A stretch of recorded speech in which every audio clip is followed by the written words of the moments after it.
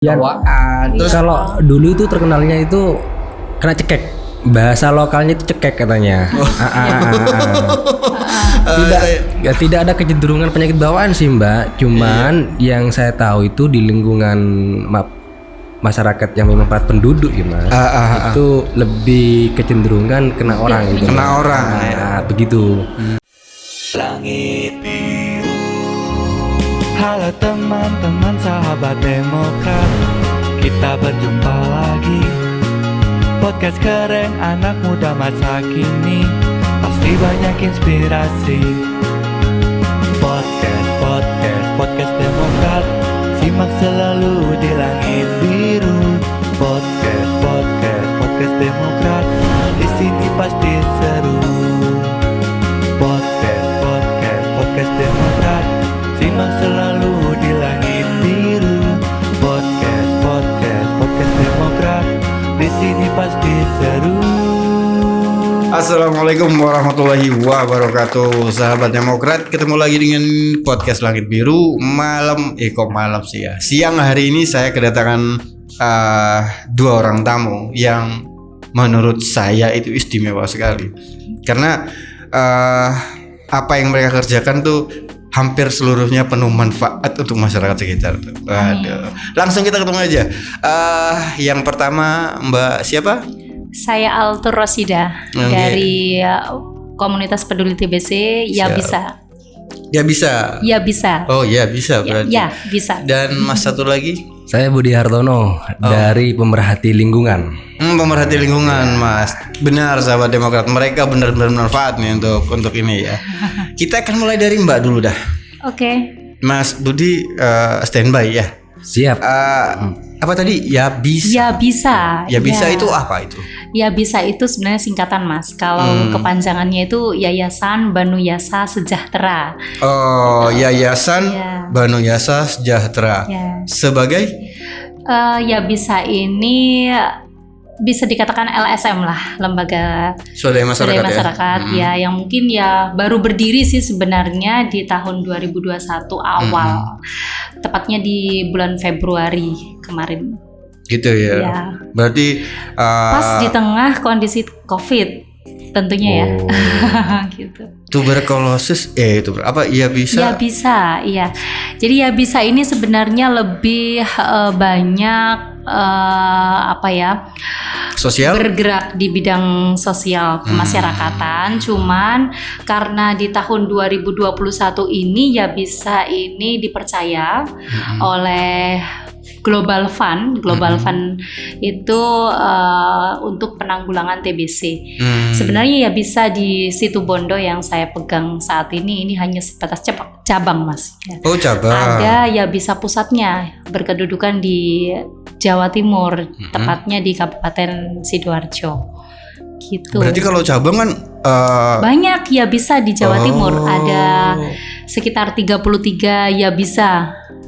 Berarti ada beberapa kabupaten yang enggak ini ya? Yang tidak tercover ya bisa. Ya mungkin karena dari satu kondisi jauh mungkin seperti itu tidak ada juga, atau kabupatennya juga belum pernah melakukan program penanggulangan TBC, mungkin seperti itu. Tapi kalau di Situbondo ini ya bisa ini jadi orang-orangnya itu para mantan aktivis penanggulangan TBC gitu. Kalau dulu kita berangkat dari yayasan di Aisyah ya. Dulu itu Aisyah Mas. Aisyah ini yang mendapatkan program penanggulangan TBC. Tetapi karena di tahun 2020 Aisyah Pusat ya, Aisyah Pusat sudah tidak lagi bekerja sama dengan Global Fund, sehingga kami para aktivisnya ini menginisiasi untuk membentuk yayasan di setiap masing-masing daerah gitu. Mantap. Ya bisa. Ya bisa. Ya bisa ya. Oke deh. Apa saja. Kalau Mas Budi, saya balik ke Mas Budi nih. Iya. Fokusnya untuk lingkungan apa nih? Lingkungan sebenarnya linear dengan apa yang disampaikan oleh Mbak Altur terkait dengan program TBC. Dampak dari lingkungan ini juga memberikan dampak yang serius terhadap masyarakat. Terlebih khusus satu contoh misalnya di beberapa desa terkait dengan pengelolaan sampah yang kurang bagus.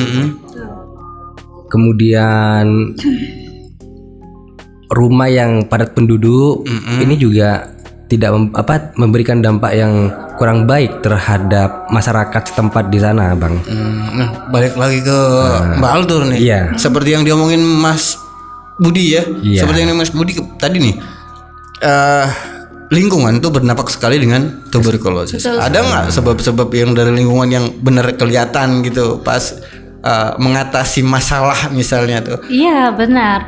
Jadi mungkin aku boleh nggak nyampaikan dulu apa itu tuberkulosis? Nah, boleh. Ya, Saya harus tahu sebelum itu. ke sana, Ya. sebelum ke dampak yang tadi disampaikan oleh Mas Budi. Nah. Jadi tuberkulosis itu Mas, itu adalah penyakit menular yang disebabkan oleh kuman Mycobacterium tuberculosis. Jadi salah kalau masyarakat itu beranggapan penyakit tuberkulosis itu disebabkan karena penyakit yang dari guna-guna, terus penyakit yang dari bawaan lahir bukan, atau penyakit ya keturunan lah istilahnya, bukan. Tetapi tuberkulosis ini memang penyakit menular yang disebabkan oleh kuman ini, kuman Mas Miko ini ya. Kalau kita menyampaikan Mas Miko, Mycobacterium tuberculosis. Jadi kalau teman-teman kader-kader kami itu di TBC di setiap masing-masing wilayah itu menyebutkan Mas Miko. Mas Miko gitu, ya. menyebutnya. Nah, Mycobacterium tuberculosis ini yang sudah ada ya di pasien TBC, di pasien yang dia sudah mengalami penyakit TBC itu akan menular. Dari apa? Dari percikan dahak, mulai dari batuk gitu ya, batuk. Orang yang punya sakit TBC itu sudah mengeluarkan kuman. Bicara saja juga sudah mengeluarkan kuman, apalagi bersin gitu ya. Maka ribuan kuman yang ada di dalam tubuhnya itu akan keluar. Nah, keluarnya kuman ini akan mengambang di udara. Droplet ya. Droplet lah, mengambang di udara dalam sekian waktu sampai ada yang menyampaikan itu dari dari riset itu sampai 3 bulan, 2 bulan itu masih bertahan di udara. Wow. Saking masa inkubasinya itu. Bahaya berarti. Nah, Iya, bahaya. itu sebabnya ketika ada orang sehat ya yang menghirup kuman ini, kalau dia masih daya tahan tubuhnya itu masih bagus, mungkin kuman ini sifatnya dorma. Di dalam tubuh kita hanya dia tidur. Dia tidak akan menyerang. Istirahat. Dia tidak akan menyerang tubuh orang yang imunnya bagus. Tetapi ketika daya tahan tubuh seseorang ini saat menghirup kuman TBC ini, kuman Mycobacterium tuberculosis ini, pada saat dia itu daya tahan tubuhnya lemah, maka di sanalah kesempatan si Mas Miko ini menyerang tubuh seseorang itu, sehingga tubuh seseorang itu bergejala gitu ya. Pertama yang dirasakan itu gejala-gejalanya. Gejalanya ada batuk, itu gejala utama, lalu sesak nafas, terus berat badan itu semakin menurun, terus berkeringat di malam hari tanpa aktivitas, kayak berkeringat dingin gitu Mas. Di malam hari tanpa aktivitas. Nah, itu adalah gejala-gejala Gejalanya. TBC itu sudah mulai menyerang, Mulai aktif lagi, mulai menyerang yang tidur itu tubuh mulai kita. bangun lagi, Bang. Jadi Yang istirahat itu bangun lagi. Iya. Gitu ya. Nah, Kalau dari yang di ini kan sama ya dengan COVID. Iya, sama. Hampir sama Hampir sama. sekali. Cuman mungkin ya kalau COVID ini kalau tuberkulosis ini Mycobacterium tuberculosisnya itu. Artinya lebih panjang prosesnya kalau TBC, Bang, ketimbang COVID ini gitu. Iya. Lebih panjang maksudnya gimana Mas Budi? Apa lebih panjang dari Enggak, kalau COVID kan begini toh. Masa Prosesnya kan proses tahapannya kan lebih cepat. lebih gitu, cepat? Pak. Iya, lebih cepat. Terus kemudian kalau yang TBC ini ketika imunnya masih bagus, dia masih sifatnya bisa masih istirahat gitu loh. Masih tidur di dalam tubuh gitu. Jadi dia nggak nyerang kalau Nggak imunnya sedang. Tapi seseorang itu sudah kemasukan kuman Mycobacterium itu. Wow. Ketika dia sakit lah, seandainya si Miko ini masih bagus kondisinya di dalam tubuh ya, di dalam yang tidur itu, dia akan menyerang. Satu-satunya yang paling sering diserang oleh si Mycobacterium tuberculosis itu adalah paru-paru. Makanya dari kasus yang kita temukan, komunitas temukan di lapangan, di masyarakat kita itu kebanyakan dari kasus ternotifikasi yang bakteriologis. Bakteriologis itu yang memang dari paru-paru. Kalau kelenjar, terus jadi macam-macam Mas. Tuberkulosis itu ada tuberkulosis kelenjar, TB kelenjar. Berarti salah ya kalau tuberkulosis TBC itu katanya kan mitosnya nih. Kalau lokalisdemnya kan memang keyakinan masyarakat di lokalisdem ini Mas ya. Menyebutnya kan memang kena orang, terus kemudian terus kalau dulu itu terkenalnya itu kena cekek. Bahasa lokalnya itu cekek katanya. Tidak ada kecenderungan penyakit bawaan sih Mbak. Cuman yang saya tahu itu di lingkungan masyarakat yang memang padat penduduk ya Mas, itu lebih kecenderungan kena orang gitu. Kena orang begitu. Makanya kan sangat berkaitan TBC dengan lingkungan ini Mas. Sebenarnya bisa TBC ini yang sudah masuk ke dalam tubuh kita hilang dengan sendirinya. Yang penting lingkungan, asalkan lingkungan ini mendukung gitu loh. Mulai dari paparan sinar matahari yang bagus. Kenapa harus sama dengan COVID ya penanggulangan? Apa karena memang sama dengan COVID beda? Kalau tuberkulosis berbedanya mungkin ya. Jaraknya saja, masa inkubasinya saja ya. Masa inkubasinya. Terus pengobatan juga Mas. Kalau tuberkulosis masih bisa ya hampir 90% lah istilahnya ya, bisa sembuh, bisa gitu, diselamatkan kalau dia gitu. mau melakukan pengobatan gitu.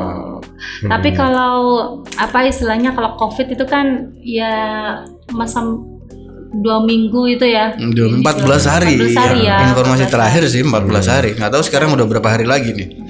Iya. Baik, Mbak Altur dan Mas Budi ya. Mbak Altur dulu dah. Kalau kita balik lagi ke Yabisa nih. Kita balik lagi ke Yabisa. Yabisa ada program nggak untuk lingkungan? Sebenarnya gini, sebelum ke lingkungan, kita itu sebenarnya di Yabisa sendiri ya sangat mendorong pemerintah daerah, khususnya juga leading sektor kami itu kan dinas kesehatan gitu ya, mendorong. Siap.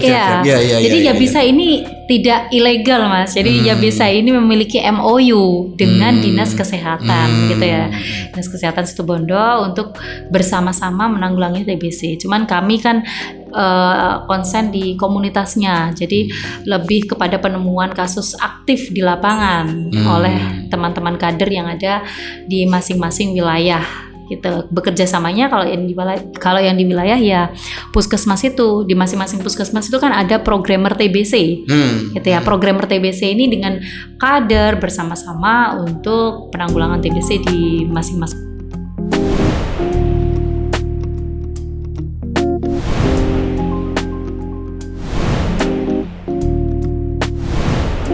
wilayah itu. Gitu. Berarti berkoneksi beneran nih dengan jenengan-jenengan ini ya. Aku lanjutin ya Mas ya. Boleh. Kaitannya tadi ya bisa mendorong pemerintah daerah untuk bisa menerbitkan peraturan daerah khususnya di penanggulangan TBC. Bolehlah kalau penanggulangan TBC dibarengkan dengan HIV AIDS gitu ya, karena memang satu kesatuan untuk penyakit menular seperti itu. Nah, alhamdulillah informasi terakhir yang kami terima, perda yang diharapkan oleh kami itu diinisiasi langsung oleh Dewan gitu. Alhamdulillah. Ya, sehingga kita menunggu perda itu disahkan. Jika perda itu disahkan, maka kalau sekarang Indonesia masih mendapatkan bantuan dana dari Global Fund, bantuan asing. Nah, ketika Global Fund menghentikan bantuannya, katakanlah Mas, gelabah kan kalau kita tidak memiliki perda tentang tuberkulosis. Karena apa? kompleks sekali sebenarnya dari segi sosial, dari segi ekonomi, dari segi pemberdayaan masyarakatnya juga, kesadaran masyarakat membutuhkan juga peran-peran pemberdayaan di situ gitu loh untuk menanggulangi TBC bersama-sama. Jadi tidak hanya sebatas tugasnya dinas kesehatan gitu loh.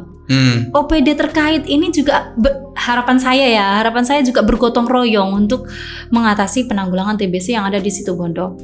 Gak usah jauh-jauh, di semester kita yang kedua, bulan Juli sampai bulan Desember kita sudah menemukan 93 kasus TBC.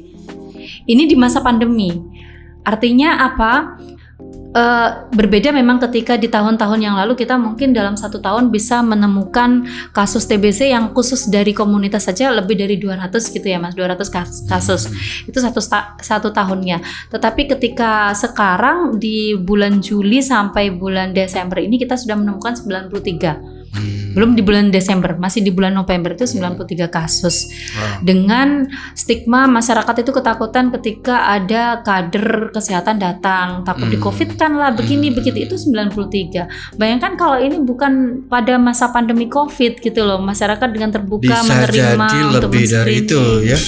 Iya, karena kegiatan kami itu kan investigasi kontak, gitu kan, investigasi kontak itu bisa jadi lebih dari itu yang kita temukan. Itu bersama tenaga kesehatan.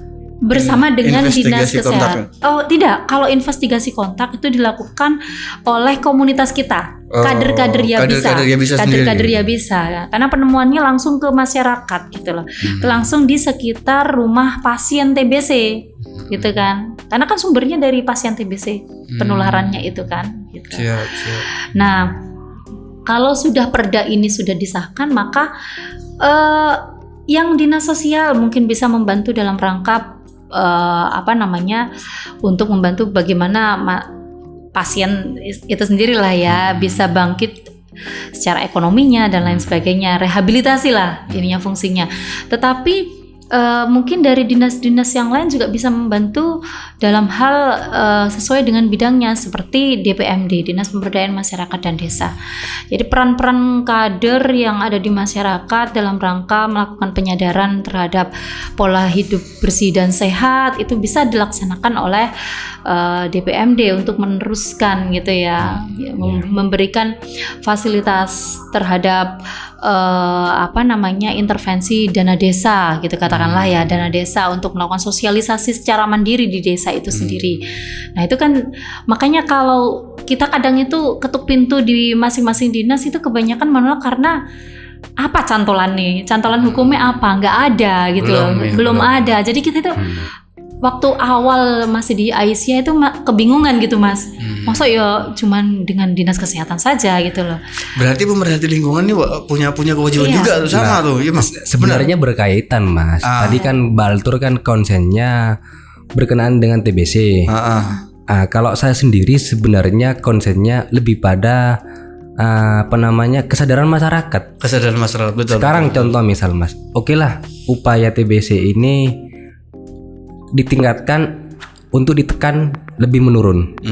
Bagaimana kemudian tradisi dan kebiasaan masyarakatnya tetap tidak bisa menjaga lingkungan. Tetap ini tidak bisa Mas. Artinya ini terus berantai Mas gitu loh. Artinya dua sisi ini harus bersama-sama sebenarnya. Nah, itu maksud saya tadi. Dua sisi harus bersama-sama ya. Lingkungan juga ikut menjaga. Teman-teman yayasan Yayasan Banu, Yasa Sejahtera juga bergerak bersama. Alhamdulillah. Keduanya harus bersama-sama dengan catatan tetap harus ada peran dari pemerintah daerah. Masih balik ke titik perda tadi. Iya. Harapannya itu segera mungkin. Mudah-mudahan apa yang kita bicarakan didengar bapak-bapak dewan deh. Amin. Ya. Mudah-mudahan dan bapak ketua juga. Bapak ketua dari juga menerima. Demokrat juga bisa mendukung. Mas, Amin. Perdanya yang Baltur kan konsen ke TBC-nya. Seharusnya juga ada perda turunannya di masing-masing desa berkenaan dengan lingkungan dan kesadaran masyarakat. Peran aktif desa ini sangat dibutuhkan loh Mas. Sebenarnya loh ya. Iya. Oke lah kita gaungkan tentang kesehatan. Tapi kebiasaan tidak menjaga lingkungan, tidak beradaptasi dengan lingkungan ini juga percuma sebenarnya kan. Artinya keduanya harus linier dan sejalan itu. Satu garis. Dan per hari ini kasus yang terjadi, satu contoh di beberapa desa yang saya tahu, itu diabaikan lingkungan itu. Padahal itu penting. Lah, konsep yang bagus sebenarnya Mas, kalau kita ikut zaman dulu, orang-orang dulu, kayak model konsep rumah, tidak padat penduduk, tidak dempet-dempet rumahnya, dengan sirkulasi yang banyak, itu sebenarnya konsep yang benar, untuk bangun rumah. Karena mungkin lahan yang kurang, penduduknya semakin banyak, maka ya rumah yang dibangun dempet-dempetan dan sirkulasinya kurang, pencahayaan matahari tidak masuk. Kumuh maksudnya? Kumuh, kurang lebih begitulah bahasa kasarnya, kumuh gitu. Nah ini juga perlu diperhatikan sebenarnya. Bisa dikaitkan dengan apa namanya kayak programnya di desa biasanya ada Mas, dikasih jatah tentang rumah tidak layak huni itu. Oh RTLH. RTLH itu juga perlu diperhatikan di sana kan. Bagaimana konsep rumahnya, terus apa namanya sirkulasi udaranya, sanitasinya itu. Iya betul. Ya benar. Ini perlu diperhatikan betul itu loh. Dan itu perlu peran dari pemerintah biasanya Mas. Mudah-mudahan didengar ya. Kalau bicara soal LTLH nih, insya Allah tahun depan ada sekitar 34 rumah yang sudah disiapkan oleh Bapak Janur Sastra Ananda, insya Allah. Mudah-mudahan tidak ada halangan, berdoa sama-sama aja mudah-mudahan Mas. Dan berarti ya bisa mengajukan rumah-rumah pasien yang mungkin butuh untuk boleh itu masuk catatan itu Mas. Siapa tahu kita mendengar. Karena gini Mas, kebanyakan ya tidak menutup kemungkinan namanya TBC itu kan tidak melihat usia, tidak melihat juga kalangan sosial dari masyarakat menengah ke bawah atau ke atas gitu ya. Tetapi yang teman-teman temukan ya di Situbondo itu sendiri itu kebanyakan dari masyarakat dengan ya rata-rata menengah ke bawah gitulah istilahnya. Jadi rumahnya itu benar kata Mas Budi tadi, dari sanitasinya aja kadang ke sungai seperti itu. Terus juga sirkulasi udaranya juga. Terus pencahayaan dari sinar matahari itu kurang gitu loh. Betul juga. Makanya kan butuh sinergi sebenarnya Mas. Tidak fokus kemudian bicara kesehatan tapi lingkungan tidak diperhatikan, percuma gitu loh Mas. Jadi keduanya harus jalan. Dan yang paling penting lagi Mas, apa itu? Peran dari pemerintah. Dan harapan saya pribadi harus ada perda turunan ke desa berkenaan dengan lingkungan. Karena per hari ini kan hanya di lintas daerah Mas. Selesai di dinas lingkungan hidup selesai sudah. Terus ke bawahnya tidak ada. Itu memang saya pengen sebenarnya perdes ini ada, entah sanksi modelnya seperti apa untuk memberikan stop terapi pada masyarakat agar betul-betul menjaga lingkungan itu, betul-betul memperhatikan lingkungan. Nanti bagaimana terkait masalah aturannya, bisa nanti ada turunnya dari perda kan Mas, bisa ganti dari sana kan. Tingkat desa bagaimana buat perdes.